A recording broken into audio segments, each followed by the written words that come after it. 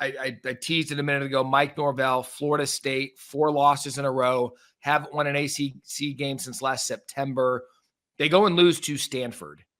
And in the middle of the night, I watched the end of the game because it was nuts, and I'm still at work and not done yet. But, I mean, where do you see that thing going?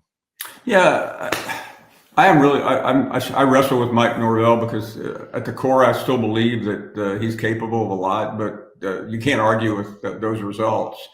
I think it's who would have thought after the Alabama loss, after the Alabama win, that Mike Norvell might be on a hot seat than Billy Napier down the street. It's truly remarkable to think about what has happened to him and this program, and there was so much buy-in too, Matt. Yeah, I mean they turned it around, and he's ultimately responsible. So yeah, I would think he's on a very slippery slope this morning. And here's what I absolutely hate for Mike Norvell, because I really like him. He was an OC at Arizona State, got to know him throughout the years. As the future unfolds, it appears to me the 13-0 season was the outlier. Yeah. Like that was and I don't like that because of what he was able to do. I'll leave you with this, and I just want your head to spin until we talk next week.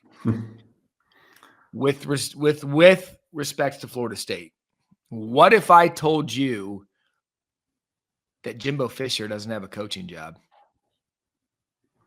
Yeah. I think Jimbo Fisher will have a coaching job at the end of the year. What if I told you that Jimbo, former Florida State coach, is just hanging out doing TV, new AD, new situation? Who knows? Who knows if he could go home again? It was a tough breakup, as you know. But one thing about college football, Matt, none of us have memories. Had Bobby Petrino won these last 2 games, he would be the next Arkansas coach. Rich Rod's back at West Virginia. Yeah, Rich Rod was in that was possibly 15 years ago, one of the ugliest divorces maybe in the history of college football. It just doesn't matter because fans care about winning. And the only one that would even be crazier, it's not on the chart right now, with a couple of years from now, Josh Heupel decides he wants to go somewhere else, and Lane Kiffin goes back to Tennessee. Yeah, there you go. If we start connecting the come-togethers again, I was just thinking about that yesterday. I'm like, well, who had Florida State at a high spot? Oh, well, Jimbo Fisher. What's he doing now? You never know. You want this, you got that. No way, watch them walk right past you.